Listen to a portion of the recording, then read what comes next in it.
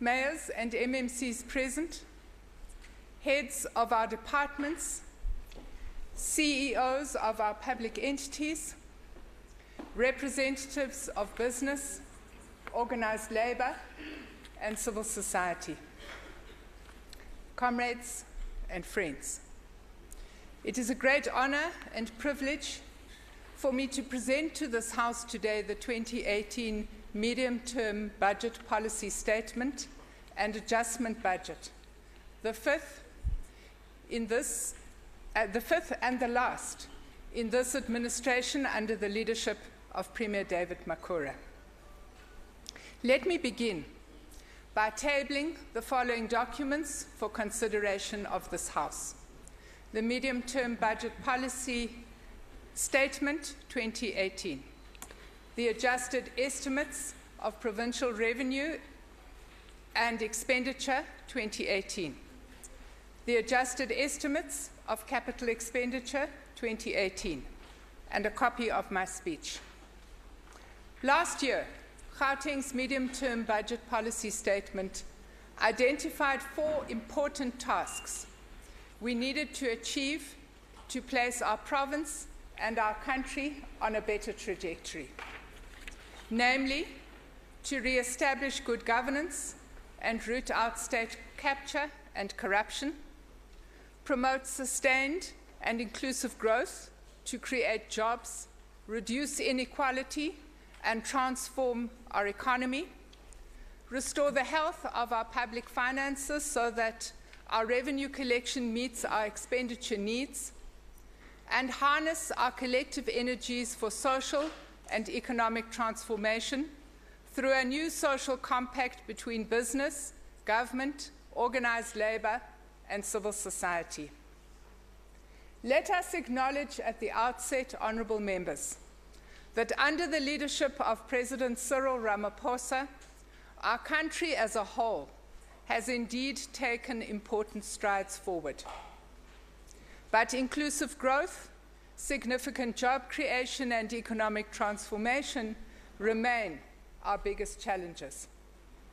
World growth is projected to reach 3.7% this year and next, creating a broadly favorable climate for domestic growth. Here at home, National Treasury has reduced growth projections to only 0.7%, citing a combination of weak consumer and business confidence and the tight fiscal environment. In Gauteng, second quarter figures show declines in agriculture and mining production. The retail and transport sectors contract in the face of weaker consumer demand.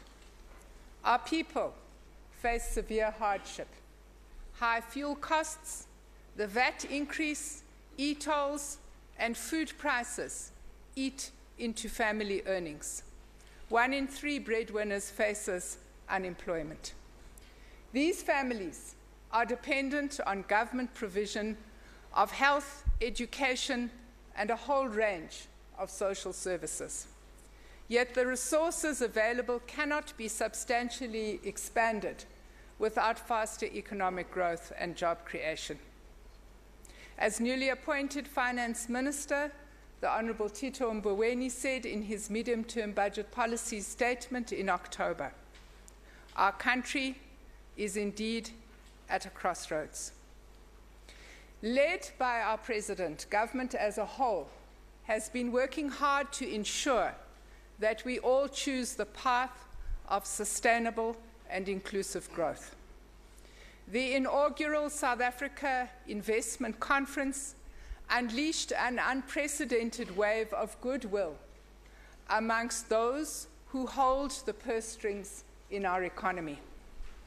The investment momentum, ignited by what is now over 300 billion rands worth of commitments, continues to inspire confidence. The investment conference itself followed hard on the heels of the Jobs Summit. Here, social partners signed a landmark framework agreement to drive job creation, job retention, and growth. Last week, our own province co-hosted the inaugural Africa Investment Forum, which brought together business, financial institutions, and governments in a single marketplace to close Africa's infrastructure gaps. In the course of the forum, the African Development Bank and its partners were able to screen projects, assist governments to improve the quality of bids, and introduce them to potential private sector partners. Provincial projects, including the Gauteng expansion, the Kopanong precinct, and the school building Triple P, attracted a lot of positive attention.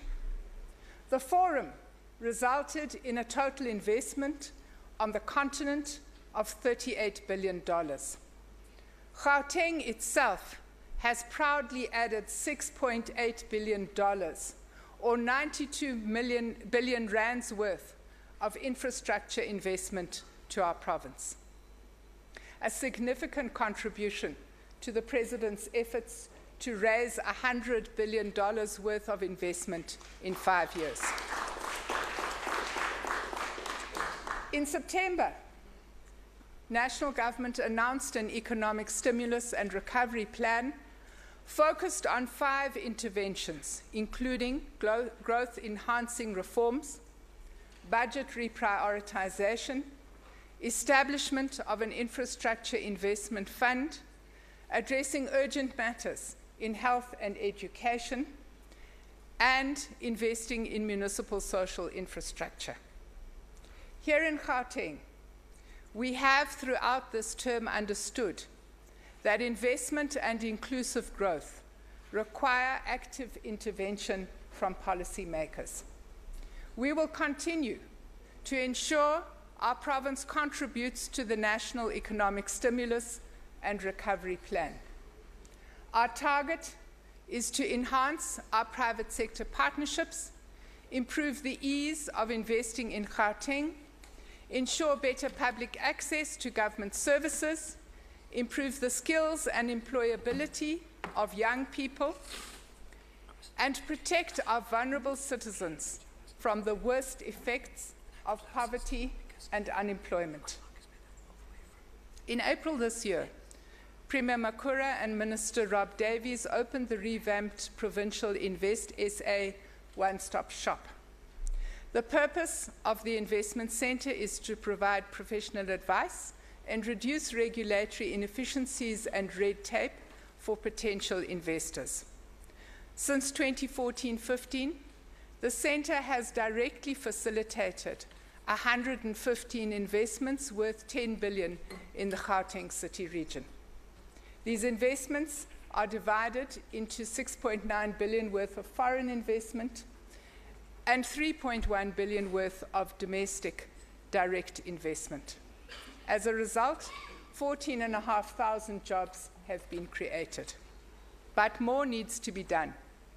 According to a recent World Bank report entitled Doing Business in South Africa 2018, our metro governments in Johannesburg, Tshwane, and Ekurhuleni underperform when it comes to the ease of accessing construction permits, getting electricity, registering a property, and enforcing contracts.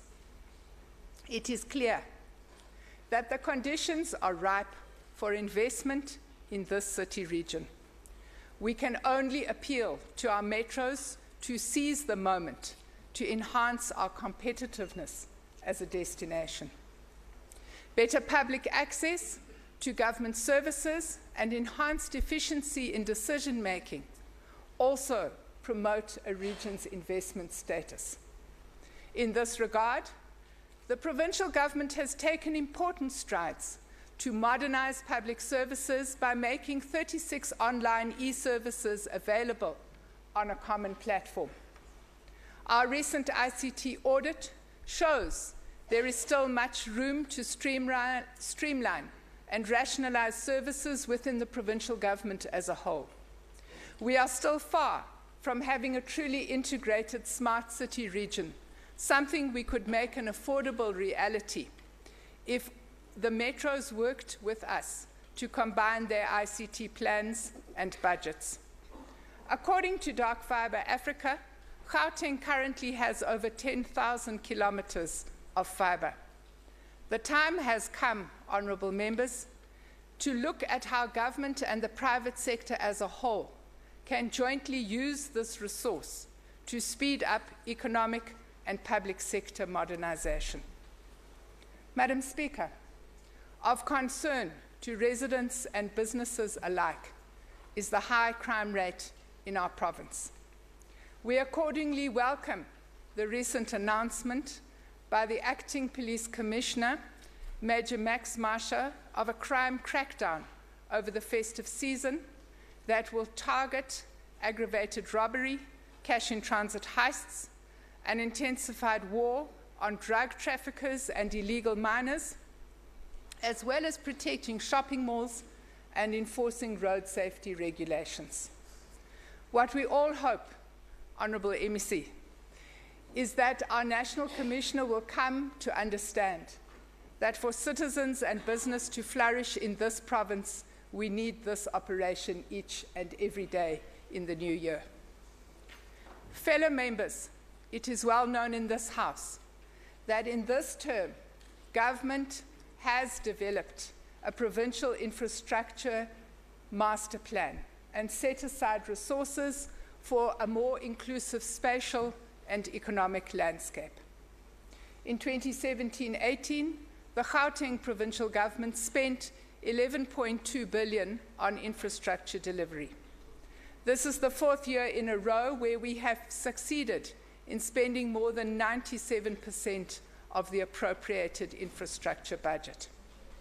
We have also worked hard to integrate new players into existing and new value chains and rebuild and modernize the city region. Through our infrastructure investment over the last 4 years, we have built 30 new schools and rehabilitated another 33. We have completed 2 new provincial hospitals and 3 clinics, as well as built 8 new libraries and 10 multi-purpose combi courts. We have upgraded 110 kilometers of roads and rehabilitated a further 345 kilometers. In the coming 6 months, we will be fixing another 50 kilometers of roads. Our infrastructure investment is estimated to have added 41 billion to the provincial economy over the last 4.5 years, to have created or sustained 265,000 jobs and created 499,000 EPWP opportunities. Over the next 18 months, our infrastructure spend can add a further 15 billion to the provincial economy, sustain 95,000 jobs, and create 260,000 EPWP opportunities. There can be no excuse, honourable members, for any provincial department or any municipality to underspend on infrastructure budgets.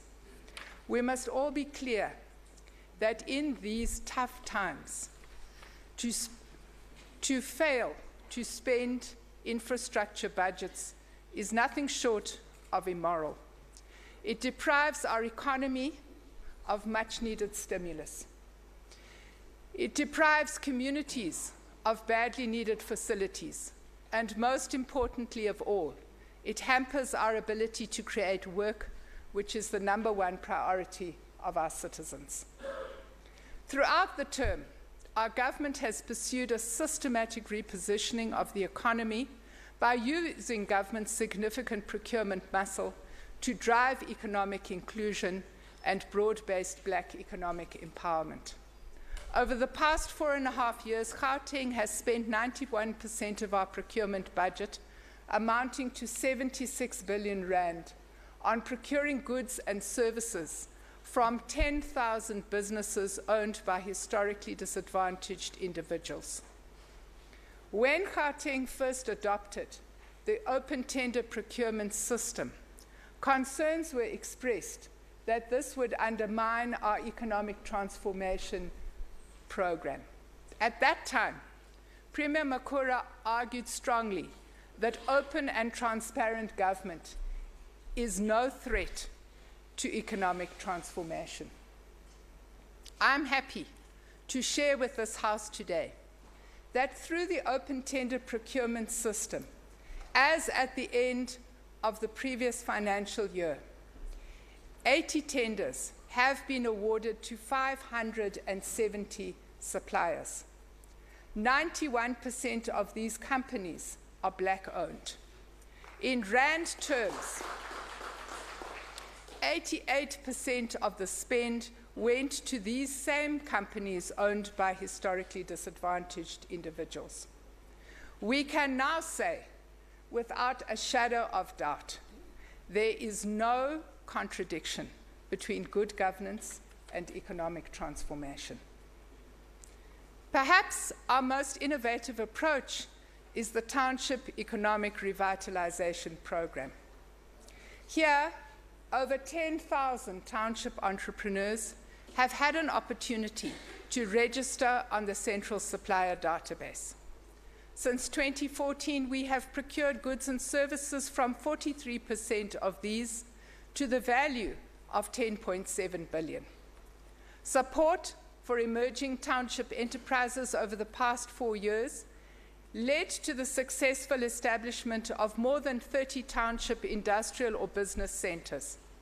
This includes direct investment by this administration in ICT incubation facilities and industrial parks. Honourable members, this provincial government has recently launched the Pitching Booster, which seeks to unearth and support township manufacturers and producers. This process allows SMMEs and cooperatives to pitch concepts that will assist the province in accelerating job creation.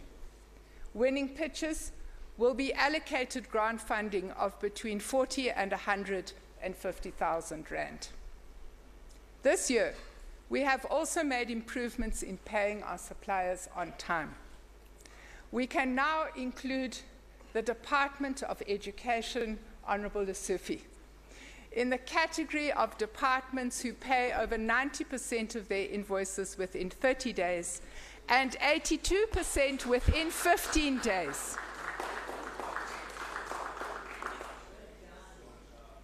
Even the Department of Health, honourable members, has managed in the first 6 months of this year to pay 50% of its suppliers within 30 days.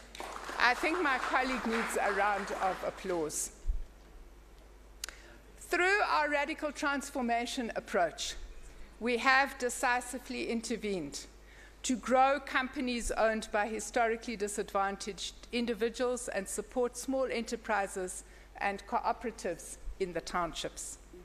Many of these cooperatives and enterprises have been created through targeted spending on Gauteng's care economy. Every day, we provide nearly 1.5 million learners with a nutritious meal. We transport 100,000 learners to school. Since 2014, we have provided 894,000 food parcels to needy families. Over the past 4 years, we have distributed just over 500,000 school uniforms and over 1 million dignity packs. These services have not only benefited vulnerable individuals and families, they have also created sustainable livelihoods for 82,000 breadwinners. This includes 24,000 school patrollers, 17,500 food handlers, 9,000 scholar transport operators, and this one, honourable members, is my favourite one, 32,000 women who no longer need to be on the child support grant. They are now gainfully employed in cooperatives and micro-enterprises. Tsepo 1 Million has been our most successful partnership with the private sector. We have provided more than 500,000 young people with specific skills and facilitated their access to the labour market. Gauteng Province has created 420,000 net jobs since 2014. Over the next 18 months, TSEPO 1 Million aims to create a further 180,000 opportunities through training, internships, and self-employment initiatives. Concerted effort by government and the private sector has resulted in the first green shoots. Third quarter figures for manufacturing, retail, and mining sectors are showing a small upward trend. The quarter-on-quarter improvements are modest, but they do indeed offer renewed hope to us all. I ask you, honourable members, to join me today in commending our President for his very bold leadership of the economy. There is simply no other leader in this country at the moment who has gained so much confidence in such a short time from both black and white business. Today, we also celebrate the results of the Gauteng City Region Observatory's 5th Quality of Life survey, which were released on Tuesday. The survey shows that despite very challenging economic conditions and continual in-migration, the overall quality of life in the province continues to improve. Measured through a quality of life index made up of 58 different variables, overall quality of life in Gauteng has steadily increased from a value of 6.02 in 2011 to the current value of 6.30. The survey, the biggest of its kind on the continent, also indicates that satisfaction with provincial government in particular has improved since the last time the survey was run in 15-16. In spite of continued high levels of population and household growth in Gauteng, the survey shows that levels of access to services have remained stable. This is a considerable achievement. From 2014, Gauteng's population has grown from 13.2 million to 14.7 million in 2018, as per the mid-year population estimates published by Stats SA. This represents an annual average growth rate of 3%, and yet, in spite of that, service delivery levels remained consistent. Last month, Finance Minister Tito Mboweni emphasized it is imperative that we not only make the correct economic choices, but we also make the correct fiscal choices. He called on all of us to join a common battle to keep the expenditure ceiling so that we reduce debt and cut borrowing. He was adamant that as a country, we have to live within our means. He stressed that as a public sector, we must choose investment over consumption. We in this ANC-led administration understand that tough economic times mean Gauteng's residents are ever more dependent on this government to provide them with both social services and economic opportunities. We also understand that in the absence of sustained growth, our tax base will not improve. This means if we must expand services, we have to take some difficult decisions. We must manage the wage bill so it does not exceed 60% of our budget. We must continue to reform our own budgets so that we move more and more resources from the tail to the head. We must sustain good financial governance and, above all, combat irregular, fruitless, and wasteful expenditure. And we must assist in restoring good governance to our municipalities. Honourable members, as you are aware, over the past 4 years, we have managed to stabilise the provincial wage bill below 60% of the total budget. Our intention has been to manage the threat of crowding out spending on infrastructure and goods and services. In October, Minister Mboweni said National Treasury will not allocate additional money to fund the public service wage agreement, and national and provincial departments are expected to absorb these costs within their compensation baselines. Most of our provincial departments can absorb the costs of the wage agreement as they are underspending on compensation. However, the Departments of Health and Education are not in a position to do this without seriously compromising frontline services. To assist in maintaining frontline services in schools and hospitals, we must compensate the two departments from the Provincial Revenue Fund.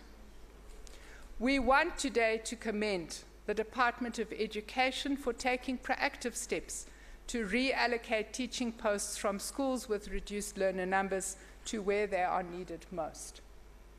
I urge the Department of Health to develop and implement a proper human resource plan that treads the thin line between managing the compensation budget and ensuring medical staff are appointed to critical posts.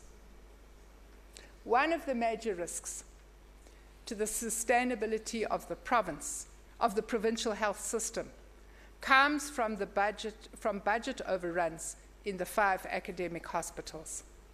A major contributor here is the steady reduction in conditional grants to fund these hospitals from the national fiscus.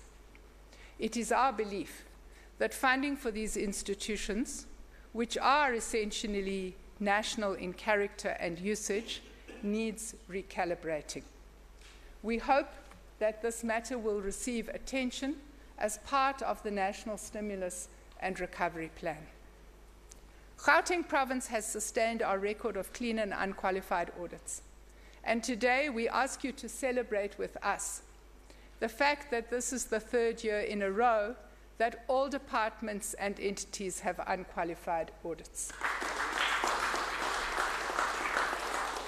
This celebration is all the more special, honourable members, because we are the only province to have achieved this. Our major concern remains the high level of irregular expenditure, which prevents a number of departments from moving to clean audit status. In November, we will table the Gauteng Finance Matters Amendment Bill in this House, so we enshrine the open tender system in law. Last year, this system prevented 1.5 billion rands worth in irregular expenditure. In our view, it remains the only sustained and systematic instrument to eradicate irregular expenditure across the province going forward. The financial sustainability of our municipalities poses a significant risk to service delivery and the financial health of government as a whole. As honourable members know, provincial government has intervened in Mfuleni in terms of Section 139 of the Constitution. We are currently finalising the financial recovery plan with National Treasury. The focus on the development of a financial resources plan, revenue management, expenditure management, indigence management, and local economic development. We have also had several engagements with Eskom and Rand Water to discuss how we work together on debt recovery, distribution losses, and billing for services. As provincial government, we have already used our own resources to improve waste collection and road maintenance in Mfuleni. The West Rand District Municipality is also facing a difficult financial situation. A team from Provincial and National Treasury and COCTA recently conducted a high-level investigation into the municipality's finances. The report is currently being finalised for consideration by National Treasury and in due course by this provincial government. I want to report to you today that the independent forensic investigation made into the VBS investments by Merafong and the West Rand District Municipality should be completed by the end of the month. Over the past 4 months, I've had 2 rounds of meetings with district and local municipalities who tabled unfunded budgets this year. All have agreed to rework their budgets so they table funded budgets in the municipal adjustment process. Provincial Treasury cannot allow municipalities to table unfunded budgets. Municipalities, like the rest of us, must live within their means. We are also resolute that no department should owe municipalities for services and rates. We continue to work hard in the Debt Management Committee to ensure provincial government meets its obligations to municipalities. To date, in the current financial year, we have effected payments in this regard to an amount of 820 million rand. In preparation for this budget policy statement, provincial government solicited the views of Gauteng residents through a social media campaign. I want to thank the over 1,400 citizens for the comments and contributions we received. Your views have shaped the content of this speech and are already guiding today's adjustment budget as well as the main budget we will table in March next year. I include a few of the suggestions that are representative of what we received. Mtelisi Dlamini from Randburg said GPG must focus on opportunities to increase trade and investment in Gauteng province so we grow the size of our economy. Obakeng Mogoli from Gauteng and Loyiso Janchis from Johannesburg want more money spent on infrastructure so we create work opportunities and tackle unemployment. Mosinki from Noordgesig wants government to help young women to work rather than be dependent on childcare grants. Jacko Hubert from Centurion and Mohammed Riaz Baks from Lenasia want more money spent to keep young people productively occupied through skills development, entrepreneurship, and building of recreational facilities. They also want crime and drug abuse to be a major focus. Masangita Mashao from Vosloorus and Thabo Khumalo from Soweto want government to prioritize spending on health and education. We want to agree with the many public contributors who emphasize the importance of focusing spending on citizens' needs rather than on perks for politicians and officials. We also agree that it is important for all departments to heed the recommendations of the Auditor General so we improve overall financial governance in all departments. In the adjustment budget, Gauteng province received no new allocations to the equitable share. The only money we received from national government consisted of rollovers amounting to 290 million rand. Accordingly, the provincial adjustment comes mainly from our own revenue collection, which fortunately has surpassed our revenue targets by 10%. In 2017-18, we successfully topped the 6 billion mark on collections. In fact, honourable members, Gauteng province has managed to generate 25.5 billion in own revenue over the last 4.5 years. I now turn to the adjustment budget, which, as always, is guided by the Public Finance Management Act. Accordingly, it caters for unforeseeable and unavoidable events, the rollovers, and an allocation of resources which have become available since the main budget was tabled in March. An upwards adjustment of 1.9 billion is effected today. This takes the 2018-19 main appropriation from 121.4 billion to an adjusted amount of 123.2 billion. Additional funding is allocated as follows. The Office of the Premier receives a total additional amount of 128 million. Included in this is an amount of 118 million for the compensation of families affected by the Life Esedimeni tragedy. Economic Development receives 18.5 million, which includes 7 million for the procurement of enterprise licenses for the Gauteng Economic Barometer that will give the province real-time information on economic performance. Health, an additional amount of 284.3 million is allocated to the department. This amount includes 182.2 million for the improvement in conditions of service, 81.5 million for the South African Cuban Student Doctor Program, 20.6 million for the payment of revenue collection agencies, who I must say are doing a great job collecting patient fees from the Road Accident Fund, and a further 120 million for lease payments and the acquisition of machinery, furniture and equipment for the new office building, where the department has relocated following the fire at the Bank of Lisbon. Education.